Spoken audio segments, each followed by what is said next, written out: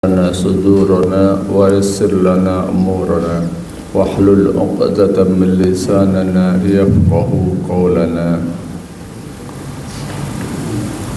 Rabbana la ilma lana illa ma 'allamtana fa'allimna ma yanfa'una warzuqna rizqan halalan tayyiban mubarakan fi.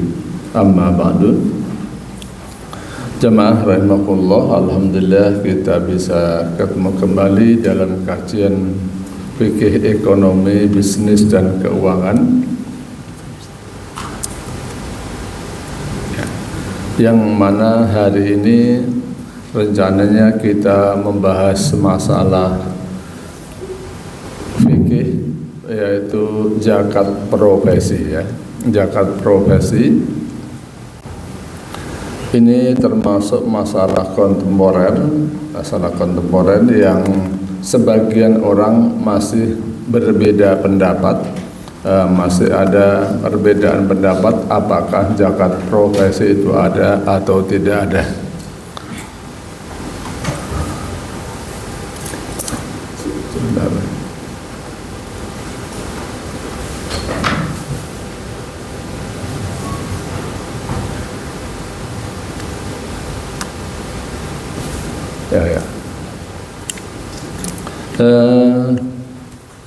Zakat profesi biasanya menarik kalau kita bahas pada bulan Ramadan ya. Masalah zakat itu menariknya kalau dibahas pada bulan Ramadan. Tetapi karena bulan Ramadan saya tidak ada jadwal Sabtu kelima, jadi saya sampaikan sekarang. Insya Allah kalau Januari ada, kalau bulan Ramadan insya Allah kan jatuhnya bulan Februari. Bulan Februari insya Allah sudah Ramadan, tetapi ini mungkin perlu persiapan ya, zakat profesi. Terus kita mulai, bismillahirrahmanirrahim, kita bahas mulai zakat profesi. Sebenarnya saya katakan istilah zakat profesi itu tidak dikenal oleh ulama-ulama zaman dahulu. Yang dikenal hanya zakat fitrah sama zakat mal. Bukan zakat fitrah sebenarnya zakat fitr. Zakat fitr sama zakat mal. Karena zakat fitrah itu sebenarnya dari bahasa Arab zakatul fitr atau shadaqatul fitr. Sedekah yang dibayarkan terkait datangnya hari raya Idul Fitri, maka disebut sedekahul fitr atau zakatul fitr. Tapi di Indonesia kan menjadi mudah zakat fitrah ya. Nggak apa-apa, tapi perlu kita ketahui bahwa bahasa Arabnya bukan zakatul fitrah, tapi zakatul fitr ya, bahasa Arabnya. Yang kedua adalah zakat itu zakat mal. Zakat mal artinya zakat harta. Nah, yang termasuk harta itu apa? Atau cara mengeluarkan bagaimana, klasifikasinya gimana? Nah, itu nanti ada di kelompok-kelompokkan. Ada harta namanya pertanian, ada harta namanya perdagangan, ada harta namanya peternakan. Kalau zaman dahulu ada peternakan, ada pertanian, ada perdagangan, dan ada emas dan perak. Zakat uang juga sebenarnya tidak dikenal zaman Rasulullah ya. Zakat uang itu enggak ada zaman Rasulullah, adanya zakat emas dan perak ya. Dalam hadis-hadisnya alat ukurnya juga emas dan perak. Tidak ada zakat rupiah, tidak ada zakatnya dolar, tidak ada zakatnya real. Yang ada adalah zakatul mal, zakat harta. Ya, kita lihat. Jadi kalau zakat profesi dengan nama profesi atau zakat penghasilan yang diperoleh dari pekerjaan kita, ya sama aja, nggak ada zaman Nabi. Istilah itu ya, yang ada hanya istilah zakat. Ya, zakat. Zakat dibagi dua, zakat fitrah dan zakat mal. Istilah profesi, istilah zakat profesi atau zakat mal, zakat pekerjaan. Ya, pekerjaannya orang zaman dahulu kan ya pertanian, peternakan sama perdagangan, itu yang dikenal. Kalau mereka melakukan usaha lain, yang didapatkan adalah emas dan perak. Emas adalah istilahnya dinar, perak istilahnya adalah dirham. Mata uang zaman Nabi itu dibuat dari emas dan perak, namanya dinar dan dirham. Nah, kalau emas itu kelebihannya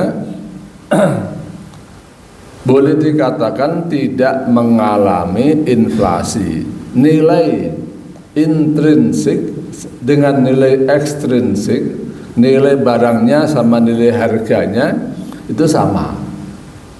Namanya 1 dinar itu ya 4 gram, 25 gram emas. Zaman dulu sampai zaman sekarang, namanya 1 dinar itu cukup untuk beli kambing.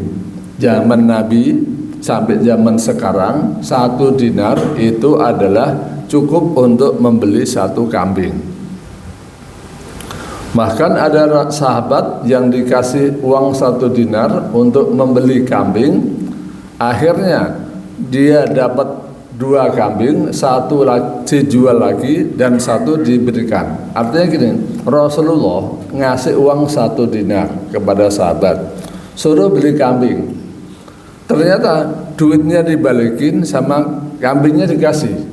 Ini Rasulullah uangnya 1 dinar dan 1 kambing. Loh, gimana tadi ceritanya? Tadi saya belikan kambing dapat 2. Ya, yang 1 saya jual lagi 1 dinar. 1 dinar. Nah, ini kambing yang satunya. Jadi saya beli setengah dinar, cuman setengah dinar, ya, dapat 2. Jadi 1 dinar dapat 2. 1 saya jual lagi 1 dinar, 1 saya serahkan kepada Rasulullah. Wah, pinter, memang otak dagang tuh itu. Jadi uangnya balik 1 dinar, kambingnya dapat. Itu harga kambing zaman Rasulullah antara setengah dinar sampai 1 dinar. Nah, sekarang 1 dinar itu 4,25 gram emas ya. Berapa nilainya sekarang, Pak? Nah, 4, kalau kali 4,25, anggap saja 4 gram ya, anggap saja 4 gram. Berarti berapa? 10 juta. Iya kan? Anggap aja tidak usah koma-koma lah. Harganya 2,5 juta 1 gram, 4 gram berarti 10 juta, ya kan? 10 juta buat beli kambing dapat nggak? Dapat berapa? Dapat 3 malah ya. Jadi inflasi itu tidak ada pada uang emas. Inflasi itu kan tergantung negaranya, tergantung uang yang dipakai. Antara dolar, antara real, antara rupiah itu tingkat inflasinya berbeda-beda. Kita mengalami inflasi yang tinggi karena kita jadi orang Indonesia, uangnya rupiah, maka mengalami inflasi. Kalau menggunakan uang dolar, ya tidak begitu terasa inflasinya. Ya, jadi kita jangan menyalahkan syariat Islam itu kadang-kadang tidak memperhatikan inflasi, ada utang berutang segala macam. Nah, yang mengalami inflasi kan uang kita. Jangan salahkan Islamnya. Islam itu untuk agama untuk seluruh dunia. Jadi saya tulis zakat profesi adalah zakat penghasilan yang diperoleh dari hasil kerja profesional, baik sebagai sebagai pegawai, sebagai dokter, pengacara, dosen atau profesi lainnya. Istilah zakat profesi secara eksplisit tidak kita jumpai dalam Al-Quran atau hadis. Tidak ada. Bahasa Arabnya mihnah. Bahasa Arabnya profesi itu mihnah. Zakatul mihnah nggak ada. Ya. Atau mihan, jamaknya mihnah, mihan. Zakatul mihan juga tidak ada. Jadi Istilah zakat profesi saya katakan dalam Quran atau hadis memang tidak kita jumpai. Yang ada adalah zakatnya ternak, zakatnya pertanian, zakatnya emas. Yang dibahas di dalam Al-Quran atau hadis zakat emas, zakat pertanian atau zakat perdagangan dan pertanian, perdagangan, peternakan. Nah, memang kalau kita pahami struktur ekonomi masyarakat Arab didominasi dengan perdagangan, peternakan, dan pertanian. Nah, seperti halnya sholat duhur, asar, maghrib, isya, subuh, itu ada nggak istilahnya di dalam Al-Quran? Sholat itu 5 waktu, ada nggak di dalam Al-Quran? Nggak ada istilah sholat 5 kali. Adanya di dalam hadis, ya. Sholat adanya penjelasannya harus 5 kali itu di dalam hadis. Ada nggak sholat itu harus rukuk, harus sujud, dan caranya seperti yang kita lakukan seperti ini? Nggak ada. Yang ada di Al-Quran hanya globalnya, rukuklah bersama orang rukuk, sujudlah, ya, dan nggak ada bacaannya. Itu adanya di dalam hadis, ya. Jadi memang Al-Quran itu dijelaskan oleh hadis, ya. Kemudian, nah, tadi saya katakan zakat fitrah, zakat itu dibagi 2. Ada zakat fitr, ada zakat harta. Adapun istilah zakat profesi itu baru mulai dikenalkan pada abad ke-20 ini. Ya, pada abad ke-20 ini. Kira-kira tahun 1950 itu pernah ada pertemuan, ya, istilahnya ulama-ulama kumpul lah, baru mulai ada ngomong-ngomong tentang zakat profesi. Ada Syekh Muhammad Abdul Wahab Khalaf, ya, ada Syekh Yusuf Qardawi. Itu baru mulai dikenalkan istilah itu pada zaman sekarang, abad 2000, ya, tahun 2000-an, abad ke-20. Jadi kalau kita belajar di dalam kitab klasik yang ada hanya zakat fitr dan zakat harta. Nah, sebenarnya harta sendiri juga perlu ngetes, saya tes, ya. Yang disebut harta itu apa, Pak? Ngetes definisi yang disebut harta. Harta itu wajib dijakati. Yang disebut harta itu apa? Mendefinisikan sesuatu yang jelas kadang-kadang bingung, ya. Harta itu apa? Kalau babi termasuk harta atau bukan, Pak? Homer atau jelasan homer atau minum barang-barang obat-obatan itu termasuk harta atau bukan? Nah, bingung, Pak. Kalau utang termasuk aset harta atau bukan? Termasuk. Nah, ini saya tunjukkan. Kalau menurut bank, punya utang itu punya harta, punya aset, ya, iya kan? Menurut bank, menurut lembaga keuangan, punya utang itu punya aset. Tapi kalau menurut pajak, utang itu bukan aset. Utang itu liability. Paham nggak? Kalau orang pajak memeriksa kita, uangnya berapa, utangnya berapa, misalnya, ternyata dia punya utang 1 miliar, tapi punya uangnya 1 miliar, utangnya 700 juta, maka berarti dia punya harta berapa? 300, ya kan? Asetnya 300. Tapi kalau bahasa bank, lembaga keuangan, ini kita punya aset 1 miliar aset kita, tapi ekuitas ekuitas kita hanya 300 juta. Nah, itu berbeda antara aset atau aktiva menurut bank sama menurut pajak. Nah, begitu pula harta. Saya katakan tadi babi sama khamar termasuk harta atau bukan? Halo?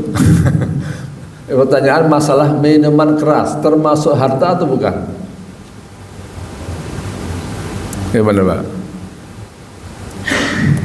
Kalau ada orang dagangannya itu misalnya minuman keras atau narkoba. Nah, dagangannya sampai 1 miliar.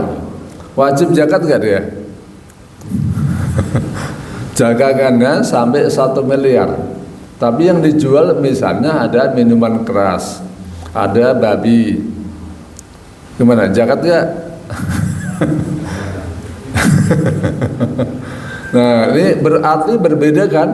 Bahwasanya harta menurut orang Islam itu adalah sesuatu yang memiliki nilai dan boleh dimanfaatkan secara syar'i. Yang tidak boleh dimanfaatkan secara syar'i itu tidak termasuk harta. Jadi katanya kalau harta kita mencapai 1 nisab wajib zakat, itu maksudnya harta yang halal yang boleh digunakan secara syar'i. Kalau harta yang haram itu kan tidak boleh. Jadi sama dengan bukan harta. Ya. Menurut kacamata syariah. Tapi kalau menurut kita ya harta juga. Kita punya harta bisa berupa babi, dikatakan babinya banyak dia. Minuman keras dia punya hartanya banyak, tapi itu bukan harta menurut syariat Islam. Syariat Islam hanya mengatakan kullu ma yumkinu hiyazatuhu wa yuntafa'u bihi adatan. Sesuatu yang punya nilai bisa dikuasai dan boleh dimanfaatkan secara syar'i. Nah, sekarang Bun, saya bertanya, apakah hak cipta itu termasuk harta atau bukan, Pak? Hak cipta atau istilahnya haki, hak atas kekayaan intelektual. Misalnya saya pernah ngarang lagu, ya, lagu Indonesia Raya. Sekarang kan katanya ya, nyetel lagu-lagu di kafe kena pajak kan? Kena royalti. Saya nggak tahu kontroversinya. Pokoknya itu kena. Lagu itu kan kekayaan intelektual. Itu gimana? Termasuk harta atau bukan? Masuk. Kalau termasuk berarti nggak boleh dicuri. Berarti mencurinya nggak boleh. Berarti kalau mencapai nisab wajib zakat. Nah, kalau tidak berarti yang boleh dicuri karena bukan harta. Nah, ini terserah kita mendefinisikan harta. Jadi wacana tentang hak atas kekayaan intelektual, harta atau bukan, itu juga belum ada zaman Nabi kan? Kan nggak ada kekayaan intelektual di zaman Nabi. Namanya ilmu, kalau orang punya karya misalnya, yaitu ilmu dimanfaatkan orang. Ilmu itu adalah hikmah, ya, yang dijadikan sesuatu mudah-mudahan bermanfaat.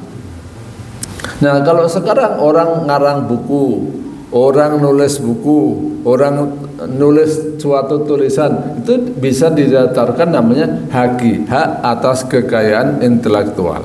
Jadi saya katakan, maksud saya adalah harta itu berbeda-beda dari definisi ke definisi, tergantung sudut pandangnya siapa, orang pajak atau orang bank atau orang Islam atau orang kafir, itu berbeda ya. Jadi sesuatu itu dikategorikan harta atau bukan, itu nampaknya berbeda-beda antara satu dengan lainnya.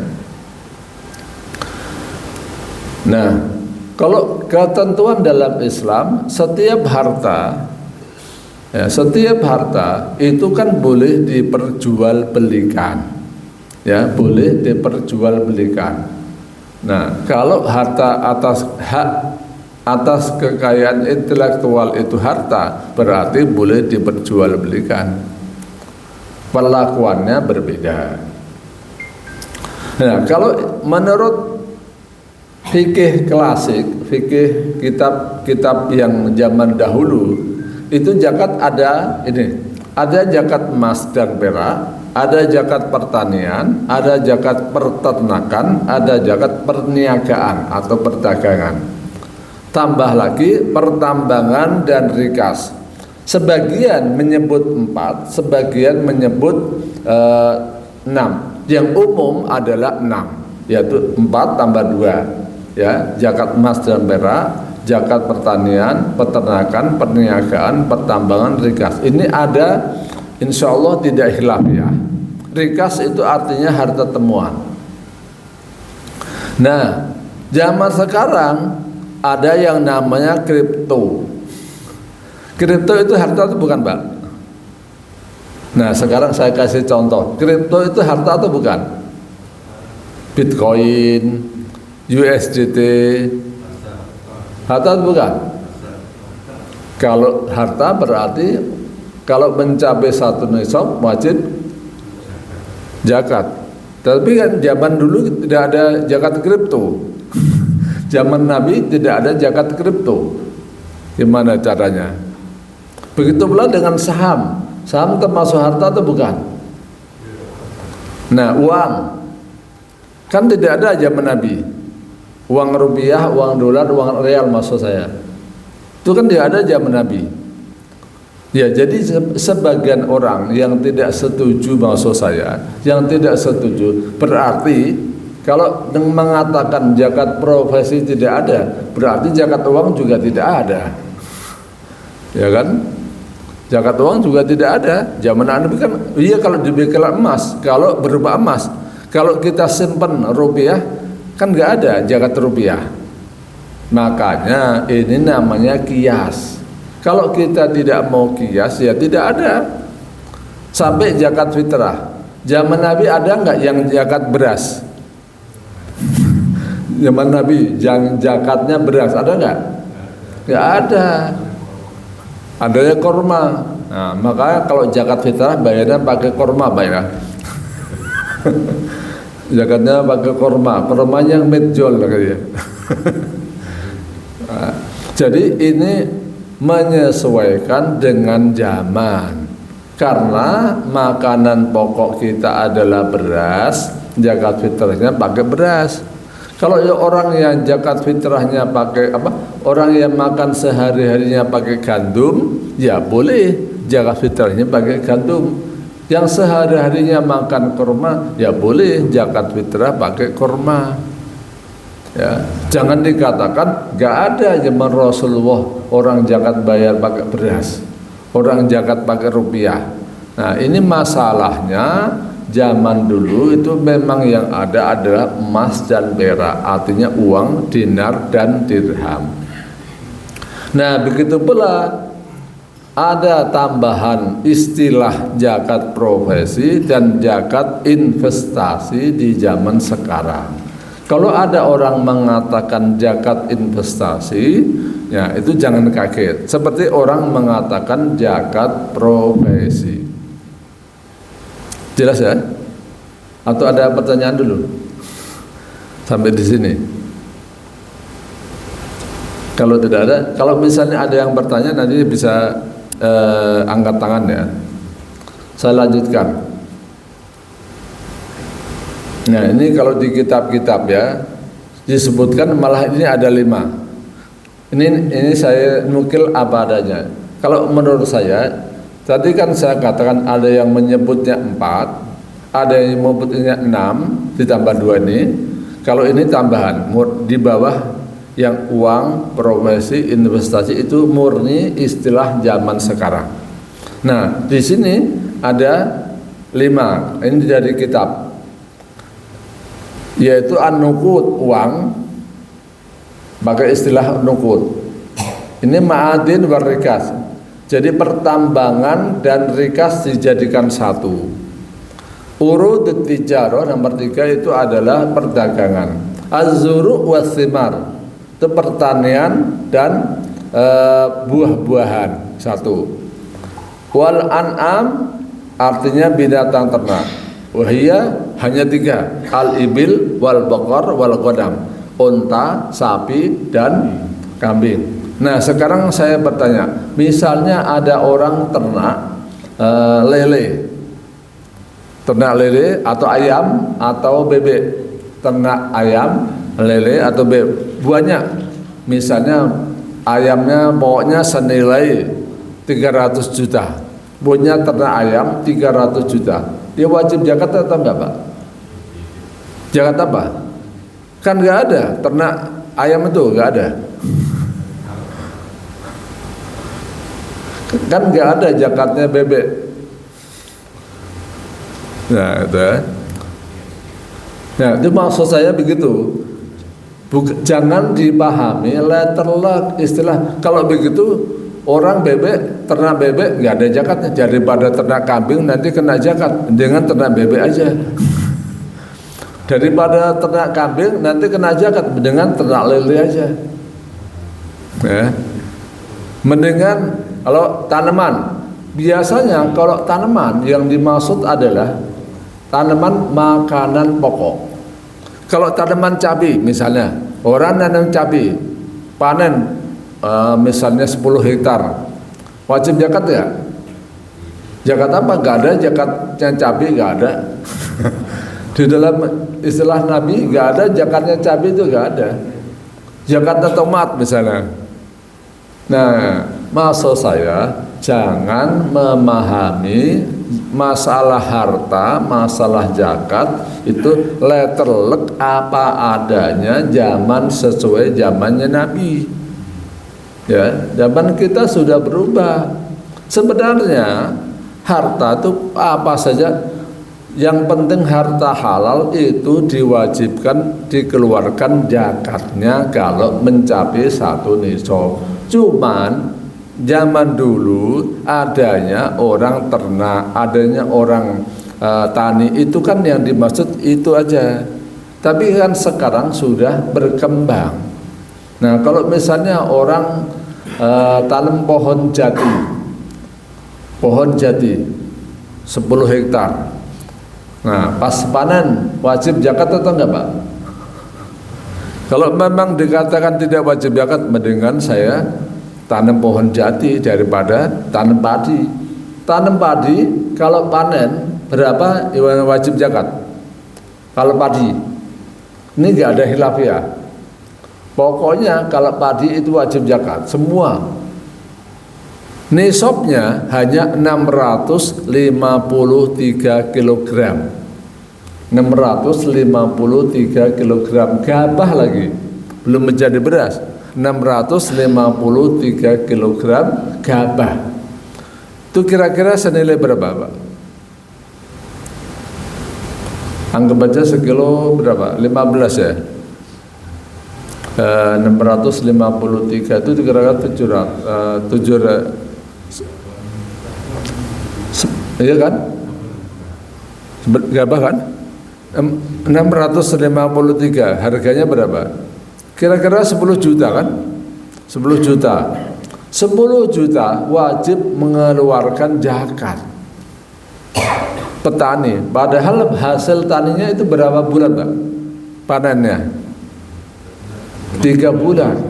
Hanya panen 653 kg 3 bulan diwajibkan zakat. Nah, sekarang ada orang tanam cabai, ada orang tanam tomat, ada orang tanam pohon jati, ada orang kerja, hasilnya sebulan lebih dari 653. Itu gimana?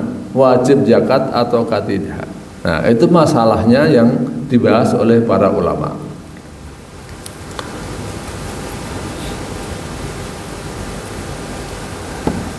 Jadi saya katakan tadi, Pembahasan zakat profesi mulai dibahas pada tahun 52 oleh Syekh Muhammad Abdul Wahab Pollah. Abdul Wahab Pollah bukan Abdul Wahab yang Saudi, bukan ya. Ini bukan Saudi. Itu Muhammad bin Abdul Wahab ya. Muhammad bin Abdul Wahab. Nah, ini Abdul Wahab Pollah, Muhammad Saltut, Syekh Mahmud Saltut, Abu Zahroh dan Yusuf Qardawi. Itu baru mulai membahas zakat profesi mulai tahun 50-an. Nah, sekarang untuk lebih gampangnya, ulama Indonesia sudah mengeluarkan fatwa pada tahun 2003. Ya, fatwa dikeluarkan oleh Majelis Ulama Indonesia mengenai zakat penghasilan. Di mana keputusannya mengatakan memutuskan fatwa tentang zakat penghasilan. Ketentuan umum dalam fatwa ini yang dimaksud dengan zakat penghasilan adalah setiap pendapatan seperti gaji, honorarium, upah, jasa dan lain-lain yang diperoleh dengan cara yang halal, baik rutin seperti pejabat negara, pegawai negeri, pegawai atau karyawan, maupun tidak rutin seperti dokter, pengacara, konsultan dan sejenisnya, serta pendapatan yang diperoleh dari pekerjaan bebas lain. Ini sudah menjadi fatwa. Ya, sudah menjadi fatwa ulama Indonesia. Nah, ada yang lebih tinggi lagi. Kalau toh ulama berbeda pendapat, tetapi sekarang sudah menjadi peraturan Menteri Agama. Itu sudah ada peraturan tentang zakat profesi. Jadi sudah merupakan keputusan negara. Pada PMA, Peraturan Menteri Agama nomor 52 tahun 2014 disebutkan zakat pendapatan dan jasa adalah zakat yang dikeluarkan dari penghasilan yang diperoleh dari hasil profesi pada saat menerima pembayaran. Ya, ini sudah PMA. Artinya apa? Ada kaidah hukmul hakim yarfa'ul khilaf. Kalau ada perbedaan pendapat dan sudah diputuskan oleh ulil amri, maka sudah selesai. Harusnya mengikuti ulil amri. Di Indonesia, zakat profesi itu sudah masuk ketentuan pemerintah. Ya. Taat kepada pemerintah selama perintahnya baik itu wajib diikutin. As-sam'u wa ta'atu 'alal mar'i fi ma ahabba wa kariha ma lam yu'mar bi maksiatin. Karena sudah menjadi keputusan negara ulil amri, siapapun orangnya, kita tidak melihat orangnya, kita melihat keputusannya. Adalah keputusan ulil amri yang mana keputusannya adalah bukan tentang maksiat, maka harus ditaati. Ini sudah ada keputusannya. Cuman mungkin kita tidak pernah membaca. Nanti saya tunjukkan ya. Nah, zakat profesi semula diputuskan oleh Menteri Agama, zakatnya nisabnya 653 kg gabah atau 524 kg beras. Ya, nisab zakat pendapatan adalah 653 kg gabah atau 524 kg beras. Ini salinan ya, apa adanya, bukan saya rubah nih. Ini salinan undang-undang peraturan Menteri Agama. Kadar zakatnya adalah 2,5%. Tetapi perlu dicatat, peraturan Menteri Agama ini akhirnya tahun 2019 direvisi. Nisab zakat pendapatan adalah senilai 85 gram emas. Ya, ini peraturan Menteri Agama, bukan saya buat, bukan keputusan, bukan fatwa dari NU atau Muhammadiyah atau Majelis Ulama, tapi keputusan negara. Katanya dalam fikih itu adalah hukmul hakim yarfa'ul khilaf. Keputusan hakim kalau ada khilafiyah, maka yang diputuskan adalah keputusan hakim. Jadi nggak ada khilafiyah lagi. Mestinya orang yang tidak setuju, nah, dia saya pertanyakan ketaatannya kepada pemerintah. Ya.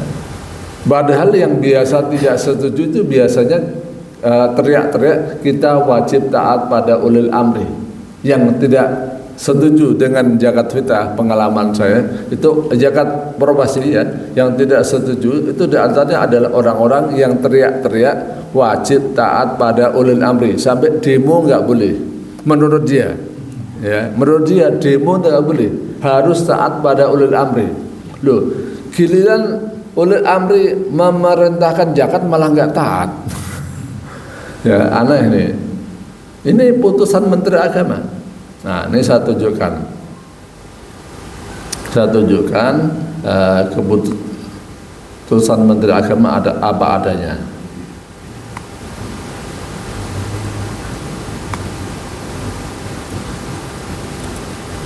Yang pertama tadi fatwa MUI, saya tunjukkan dulu fatwanya.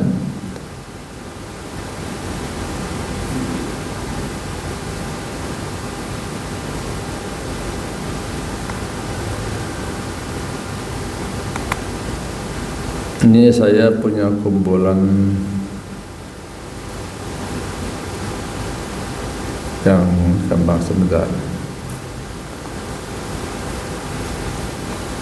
atau kumpulan ini akan ini kumpulan fatwa biar cepat.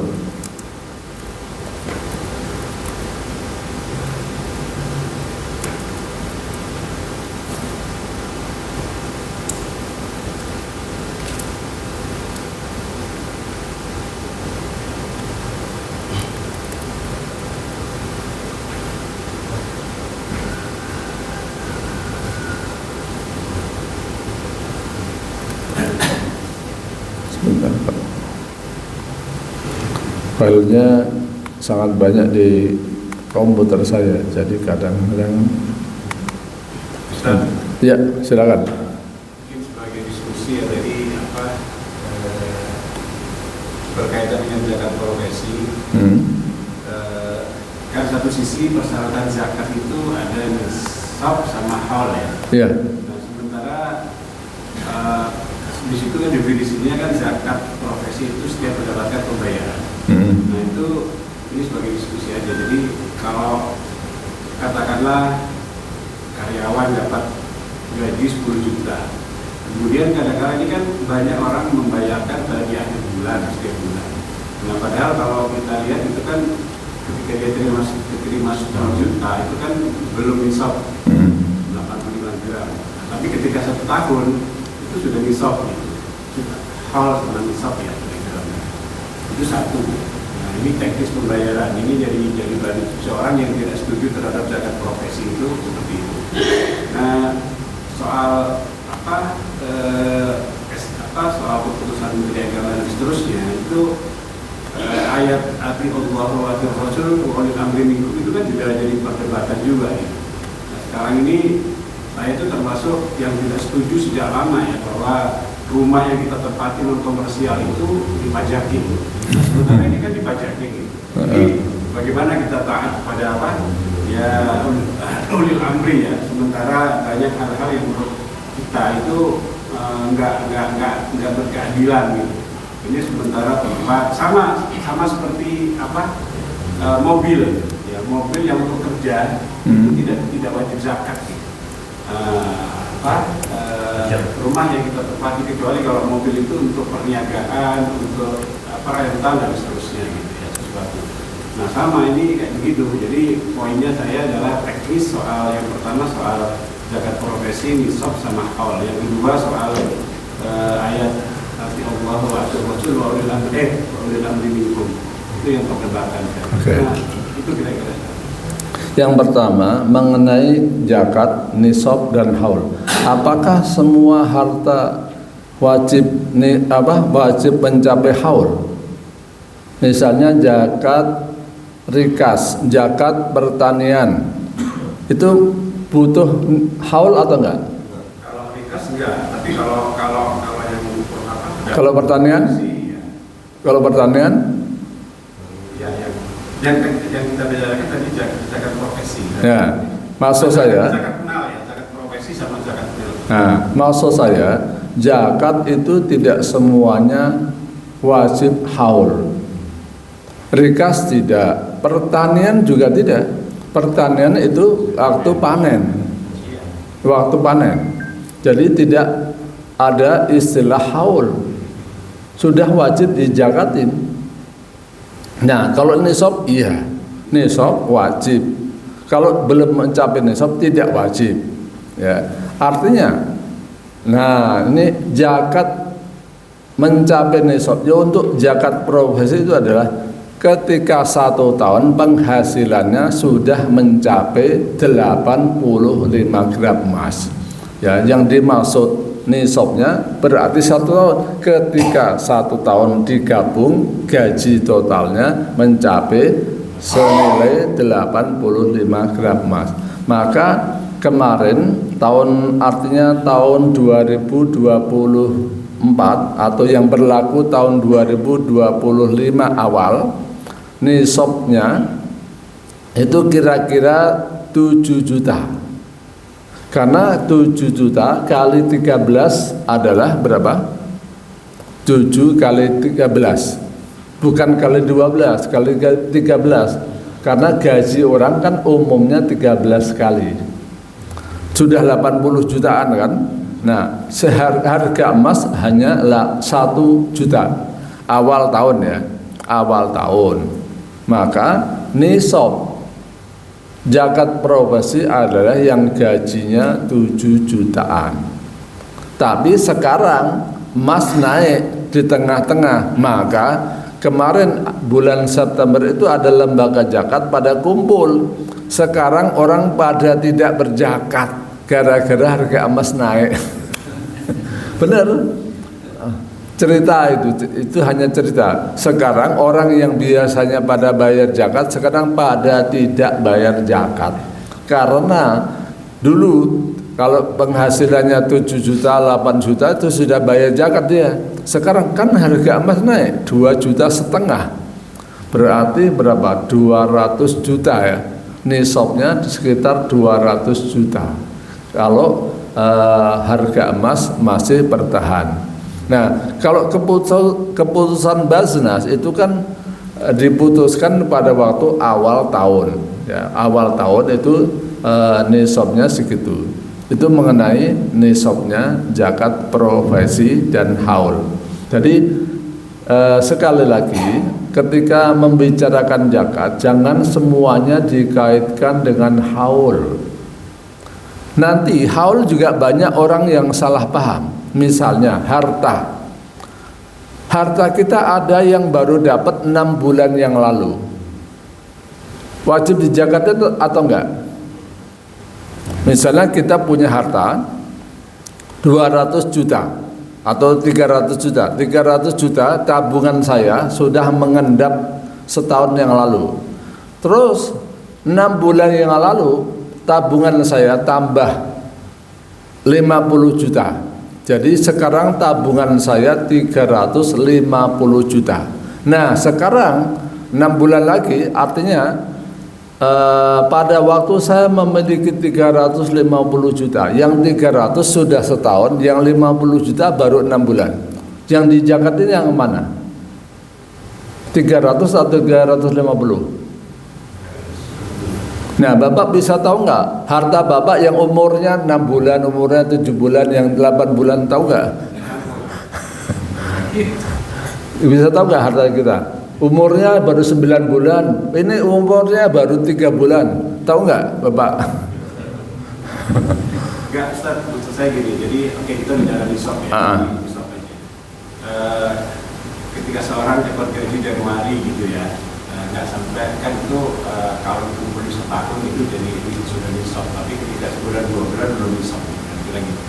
Nah ini kan kita ini tidak tahu ya, ketika kita ini Umurnya sampai tahun nggak itu? ya kita nyampe atau enggak gitu ya, atau Ya. di PHK atau enggak dan seterusnya. Ini teknisnya ini pembayarannya kan orang banyak mengeluarkan zakat itu ketika ada itu per bulan gitu. Padahal kalau kita ketentuan kita nggak usah ngomong holiday nisab aja gitu. Itu belum nisab gitu. Apa ini yang saya cerita teknisnya itu seperti apa, karena kan kita nggak tahu nih ketika bulan ke-7, bulan Juli, Agustus kemudian kita di PHK, penghasilan turun dan seterusnya. Kalau kan di stopnya itu ketika kita sudah menghitung di stop 1 tahun kira-kira begitu. Dan satu lagi mungkin tambahannya itu Ustaz, kripto itu kan dari fatwa MUI dan beberapa ormas itu sudah mengharamkannya. Itu tadi Ustaz tulis soal apa uang dan kripto ya. Saya termasuk yang iktiba bahwa itu adalah punya hak. Ya. Nah, sekarang maksud saya, kalau kita kerja kan sudah 1 tahun, berarti kan 1 tahun sudah mencapai 1 nisab. Ketika kerjanya sudah 1 tahun, kerja berarti kan sudah sampai nisab.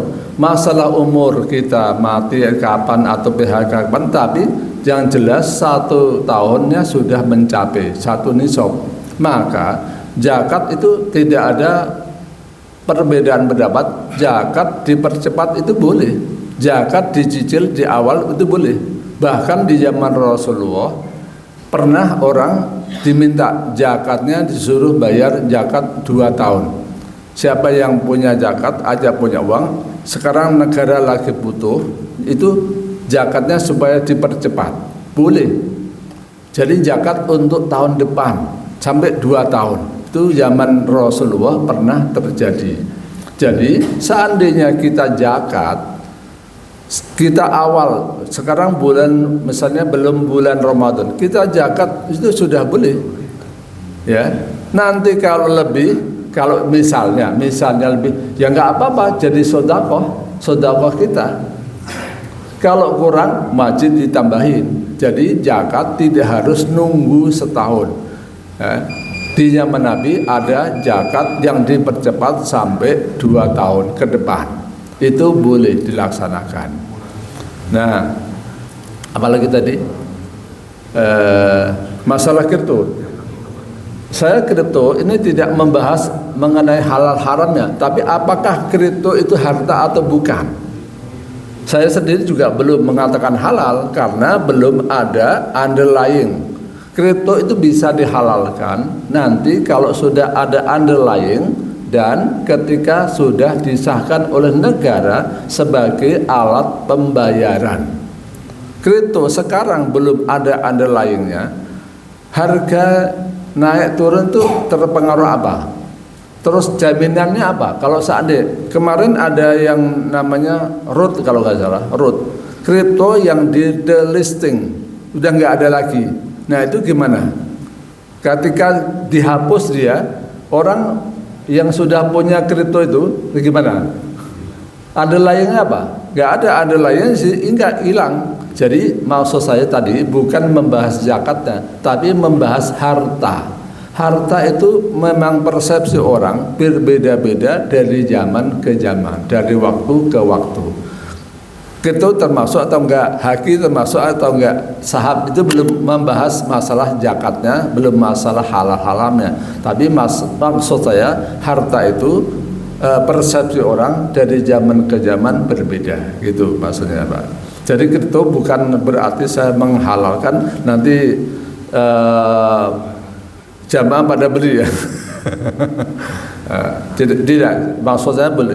Meskipun ada ulama yang menghalalkan kripto dari Malaysia, meskipun sudah ada di Malaysia, tapi kalau di Indonesia belum boleh karena belum boleh menjadi alat pembayaran yang sah menurut negara, belum bisa menjadi alat pembayaran.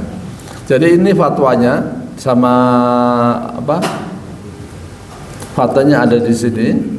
Zakat penghasilan ya, Fatwa MUI nomor 3 tahun 2003. Ini saya bacakan teknisnya ya.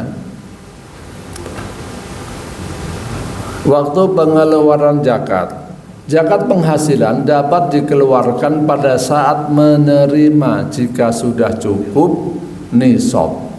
Jika tidak mencapai nisab, maka semua penghasilan dikumpulkan selama 1 tahun, kemudian zakat dikeluarkan penghasilan bersihnya sudah cukup nisab. Zakat dikeluarkan jika penghasilan bersihnya sudah cukup nisab. Nah, itu penghasilan bersih, maksudnya penghasilan yang diterima, ya, bukan bersih itu maksudnya setelah dikeluarkan bayar utang, bayar ini, bukan. Penghasilan bersih, penghasilan yang diterima setelah dikurangi pajak, itu maksudnya, bukan penghasilan bersih setelah dikeluarkan. Kalau dikeluarkan ya habis dikeluarkan semua untuk beli rumah, untuk beli mobil, untuk beli laptop, ya sudah habis, nggak ada sisanya. Bukan penghasilan bersih, bukan itu maksudnya. Ya, jika mencapai 1 nisab, gitu ya. Silakan. Profesi saya ini di kebun sawit. Nah, ini ada beberapa teman yang memiliki kebun sawit secara pribadi, itu luasnya misalnya ada 50 hektar, 100 hektar, dan sebagainya. Sehingga dia punya penghasilan. Apakah mungkin dia bisa 1 bulan itu ya bisa mencapai nisab, bisa juga mungkin kan. Nah, pertanyaan saya adalah, apakah pemerintah itu ada lembaga khusus yang menampung zakat? Organisasinya, lembaganya apa? Karena kan sepengetahuan saya, bayar zakat itu bisa terserah individunya. Nah, kemudian dengan adanya peraturan Menteri Agama dan sebagainya tadi, berapa yang selama ini terdaftar yang telah membayar zakatnya lewat lembaga itu? Mohon pencerahan. Terima kasih. Saya jawab nomor 2 dulu, yang gampang. Ada lembaga zakat yang ditampung oleh negara, yaitu Basnas. Basnas, Badan Amil Zakat Nasional. Itu adalah lembaga zakat yang dibentuk oleh negara. Yang ketuanya Profesor Dr. Nur Ahmad sekarang. Kalau dulu Pak Didin Habibudin, ya, Pak Didin Habibudin, sekarang namanya Profesor Dr. Nur Ahmad. Ya, ada juga lembaga zakat yang disahkan oleh negara. Maksudnya yang dibentuk oleh masyarakat tapi dianggap sah menurut negara, yaitu Laznas. Semua Laznas, misalnya dompet apa, kemudian apa? Izi, terus Al-Azhar, itu banyak, ada sekitar 50 lembaga Laznas. Jadi ada lembaga yang dibentuk langsung oleh pemerintah, ada lembaga yang dibentuk oleh masyarakat tapi disahkan oleh pemerintah. Itulah yang namanya amil. Adapun ketika belum mendapat izin pemerintah, itu bukan amil, namanya hanya wakil. Kalau misalnya kita menerima atas nama masjid, bukan terdaftar, bukan mendapat izin, itu bukan amil. Amil itu semuanya ulama sepakat. Amil itu yang disahkan oleh negara. Yang tidak ada izin itu bukan amil. Jadi tidak ada jatah untuk amil. Wakil, ya. Tidak ada jatah untuk panitia yang hanya dibentuk, bukan disahkan oleh negara. Nanti kalau begitu orang bisa milih, misalnya bikin aja lembaga zakat di Pondok Indah, di Bintaro, yang zakatnya gede-gede. Nggak mau kalau di misalnya di perubahan-perubahan, nggak bisa, nggak mau saya. Pemukiman nggak mau, maunya di Bintaro, Pondok Indah, Cibubur gini. Nah, itu harus mendapatkan pengesahan dari negara. Kalau tidak mendapat pengesahan atau izin dari negara, tidak disebut amil. Jadi kalau ini menurut semua ulama ya. Oh, nanti orang misalnya bentuk sendiri-sendiri dong. Bahaya nanti kalau orang membuat sendiri-sendiri. Saya ambil zakat toh. Bawa pada zakat pada saya. Nah, itu nggak boleh. Nggak boleh. Yang pertama tadi apa? Masalah kelapa sawit. Kalau kelapa sawit, saya lebih cenderung dia dimasukkan ke dalam perdagangan. Ya kan? Sebab kan nggak mungkin kelapa sawit itu nggak didagangkan kan, dimakan sendiri, nggak mungkin. Berarti masuknya kategori zakat perdagangan. Kalau zakat perdagangan gimana? Ya nisabnya sama, 85 gram emas, zakatnya juga sama 2,5%. Nah, ketika dia mau zakat supaya tidak berat, zakat setiap bulan boleh. Nanti setelah 1 tahun pada waktu penghitungan dihitung, saya sudah nyicil bayar zakat berapa. Nah, dijumlah nanti. Ternyata kalau zakatnya itu harusnya lebih, ditambahin kurangnya. Kalau lebih nggak apa-apa, saya jadikan sedekah gitu Pak caranya. Kalau zakat kelapa sawit intinya zakat perdagangan. Wallahu a'lam. Apakah di dalam lembaga-lembaga zakat tadi itu ada data bahwa ini zakat ini dikumpulkan dari profesi perdagangan ini, dari ini berapa, sehingga kita bisa mengevaluasi apakah pembayaran atau pelaksanaan zakat itu ada dari misal dari potensialnya seharusnya bisa masalah potensi itu sudah dihitung 3.000 triliun katanya potensi, tapi yang masuk baru berapa ya, pokoknya nggak sampai 10 triliun ya, baru sedikit pokoknya masih jauh dari potensi. Saya kurang apal mengenai potensi dan hasil dari lembaga se-Indonesia.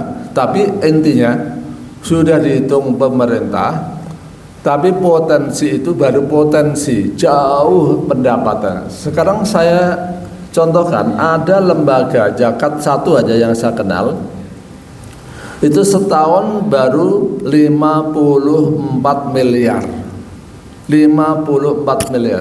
Lembaga Laznas ya, itu termasuk gede itu 50, karena targetnya menurut pemerintah lembaga zakat itu setahun harus 30 miliar. Dia termasuk yang berhasil yang gede, itu 1 tahun baru 50 miliar. Ada 50 lembaga di Indonesia ya. Dan 50 miliar itu, 54 miliar itu tidak semuanya dari dalam negeri, itu termasuk dari luar negeri ya. Jadi potensi besar, tapi pembayarannya masih jauh sekali. Nah, masalah orang bayar zakat itu disuruh ngitung sendiri-sendiri. Lembaga zakat tidak menghitung ya, tetapi kesadaran kita. Nah, ini yang masalah menurut saya, tanggung jawab ada pada diri kita masing-masing, adalah self assessment, sama dengan pajak. Artinya kita disuruh ngitung sendiri-sendiri. Seandainya kita nggak jujur, ya nggak apa-apa menurut negara ya, menurut negara nggak ada hukuman, maksudnya tidak ada hukuman. Artinya apa? Kita hanya berdosa pada Allah gitu. Kita berdosa pada Allah, tapi tidak dihukum oleh negara mengenai kalau kita mengeluarkan kurang. Jadi sekarang belum ada kewajiban undang-undang bagi orang untuk membayar zakat. Harinya diatur, tapi terserah orangnya. Mau ya silakan, nggak mau ya silakan gitu. belum ditentukan hukumannya. Itu masalah. Ini menurut saya malah repot. Repotnya apa? Kita nggak enak kalau ditentukan oleh negara. Pokoknya saya sudah mengeluarkan, menurut negara sudah sah, sudah penuh, ya sudah, saya nggak dosa. Kan berarti dosa kita sudah, kewajiban kita sudah gugur. Nah kalau ini enggak, hitung sendiri, dosa-dosa sendiri. Kalau jujur ya pahala buat kamu sendiri, gitu negara untuk mengenai pajak, zakat. Kalau pajak, kalau tidak jujur saya kenakan sanksi. Kalau pajak, kalau kita nilep ditangkap, ya. Tapi kalau pajak, kalau kita nilep, ya udah biarkan. Itu urusan kamu sendiri, urusan di akhirat sama Allah Subhanahu Wa Taala. Gitu masalahnya, Pak. Jadi selama ini lembaga-lembaga zakat hanya menerima saja dari orang masing-masing, tidak mendata, tidak membantu penghitungan, kecuali kalau kita minta bantuan, tolong bantu hitungin. Itu juga tidak mengikat. Saya pernah ada orang bertanya, berapa kewajiban zakat saya? Ternyata saya bantu hitung, zakatnya itu dia 700 juta. Ketika membayar mulai mikir, sayang ya kan. 700 juta beneran itu orang, saya tidak sebutkan. Pokoknya ternyata saya bantu dari semua sudah selesai 700 juta. Wah, mikir juga 700. Makanya saya katakan kalau zakat itu sebaiknya ya ini saya katakan kalau sudah mulai besar itu dicicil setiap bulan, jangan nungguin 1 tahun. 1 tahun itu berat ketika zakatnya sudah besar. Ya. Kalau kecil-kecil hanya zakat 20 juta, 30 juta, mungkin kita mengeluarkan enteng. Tapi kalau sudah besar, ketika mengeluarkan jumlah besar, oh sayang ya, 700 juta digunakan bayar zakat saja. Sayang. Nanti saya mau bagikan ke sono, alasannya macam-macam. Saya mau bagikan yang lebih penting, saya mau bagikan di kampung, ada sampai akhirnya nyatanya tidak dibayar. Itu. Maka kepada jamaah saya sarankan kalau zakatnya sudah mulai besar itu dicicil setiap bulan. Nanti dicatetin setelah 1 tahun dihitung berapa yang sudah saya keluarkan zakatnya, berapa yang belum. Kalau kurang tolong dibayar sendiri-sendiri. Itu masalahnya. Gimana? Ada lagi? Sebenarnya ini saya sudah membuatkan alat perhitungan. Kalau zakatnya emas, zakatnya uang, zakatnya perdagangan, terus apa lagi? Itu kan sama, ya, zakat emas atau uang atau profesi itu kan sama. Sama nisabnya, sama zakatnya. Maksudnya nisabnya juga 85 gram emas, zakatnya juga 2,5%. Jadi menurut saya gampangnya ya, karena zakat perdagangan dan zakat uang dan zakat profesi itu sama 2,5%. Dan nisabnya sama 85 gram emas, maka kita membuat seperti ini. Menurut saya disatukan saja. Misalnya kita punya uang, ini sudah rumus ini, saya buat sendiri. Misalnya kita punya uang deposito di bank A, di bank B, bank C, ditulis semua, ya, tabungan juga ditulis. Ada wallet, misalnya punya etol ya, ada dana, ada apa-apa, dicatat semua wallet. Saham kan juga uang. Saham kan kenyataannya juga bisa diuangkan dengan cepat, cuma 2 hari atau 3 hari. Saham, reksadana, sama. Bahkan uang elektronik dicatat semua, didata semua. Nah ini dizakatin setahun sekali. Tapi saya katakan tadi, ini kan Kalau sudah banyak dikeluarkan zakatnya sebulan sekali, dicicil. Jadi itu sudah sudah mencakup zakat profesi, zakatnya kalau kita punya dagangan, kalau kita punya emas atau emas uangnya itu sama aja. Zakatnya dihitung aja kita. Misalnya ini ya, kita tulis 10 juta misalnya, kita hitung semua, kita catat semua. Ini hanya contoh penghitungan. Nanti kita, nah misalnya kita 10 kita hitung semua berapa Pak? Oh, uang kita 190 juta. Misalnya punya utang nggak ada, misalnya kita nggak punya utang. Misalnya kita sini 10. Nah ini stok produk. Kenapa stok produk? Misalnya kita sambil jualan kecil-kecilan, tidak spesialis dagang besar sampai ratusan juta. Misalnya kita punya dagang online ya, misalnya juga 25 juta.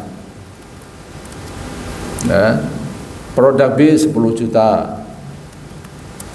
Nah kita hitung semua. Nanti keluarkan zakatnya 225 kali 2,5% berarti 5.625. Kalau kita selama ini sudah nyicil, nah kalau kita pakai ini selama ini sudah nyicil, nah sekarang tinggal dihitung yang sudah kita bayarkan berapa, yang kurang berapa kita tambahkan, ada kan? Nah.